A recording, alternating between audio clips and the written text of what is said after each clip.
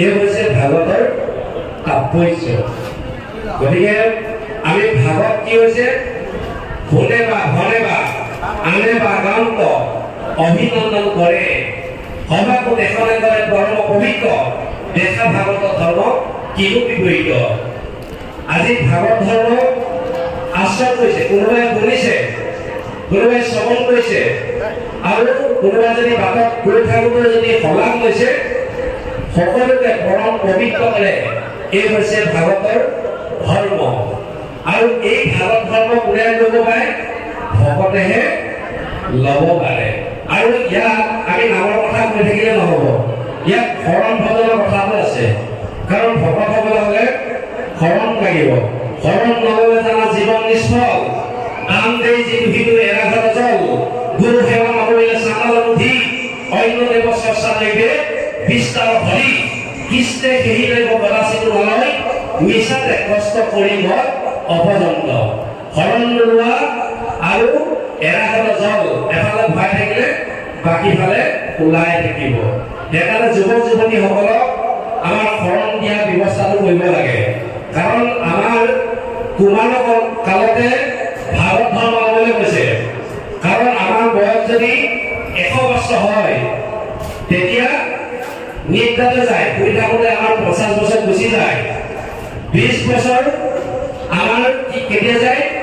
শিশুৰ পৰা আমাৰ যুৱকলৈকে 20 বছৰ গুচি যায়। বাকী 20 বছৰ আমাক ক'ত যায়? বিয়া পতাৰ পৰা, ধন টকা পইচা উপাৰ্জন কৰাৰ পৰা, ল'ৰা ছোৱালী বোৱাৰী নাতি এইবিলাক কৰালৈকে 20 বছৰ গুচি যায়। বাকী কেইবছৰ বৃদ্ধকালত কি হ'ব?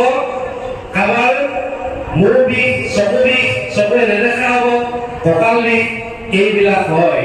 গতিকে ঈশ্বৰৰ নাম ল'বই সময় নহয়।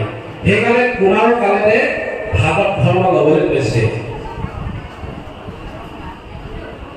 গতিকে আমি ইয়াত ভাগৱতে এটা কথাই কৈছে যে কলিযুগত ৰাম নামে হাৰ, ৰাম নামে কৰি আছে জগতক উদ্ধাৰ।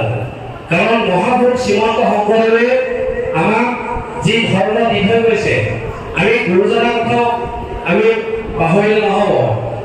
কাৰণ যিজন নাৰায়ণে মায়া বিস্তাৰ কৰি এই বিনন্দীয়া বিশ্ব সৃষ্টি কৰিলে, সদানন্দ মুনিয়ে যিজনৰ মহিমা জানি কোনো কালে অন্তৰ কৰিব নোৱাৰে, যিজন সমস্ত পালন কৰ্তা চতুৰ্ণ ব্ৰহ্মা, মহাযোগী শিৱ আৰু সুৰপতি ইন্দ্ৰই যাৰ চৰণত অহনিকে সেৱা কৰি আছে, সেইজন পৰম ব্ৰহ্মই কলিত মনুষ্য আকৃতি ধাৰণ কৰি শংকৰদেৱৰ ৰূপে প্ৰকাশ কৰিছে। লাভৰ যুগত দৈৱকী নন্দন কলিত কুসুম ভৰে, কৃষ্ণে শংকৰ নামত ধৰিয়া জগতক উদ্ধাৰ কৰে। যেতিয়া প্ৰভু ভগৱন্ত বৈকুণ্ঠ পুৰাণৰ পাছত পৃথিৱীৰ মহাভাৱত তাণ্ডৱ লীলা হ'ল, ধৈৰ্য বৈশ্য অংকুশৰ চিহ্ন কৃষ্ণৰ স্পৰ্শৱতী হৈ বসুমতী বিধৱা হ'ল।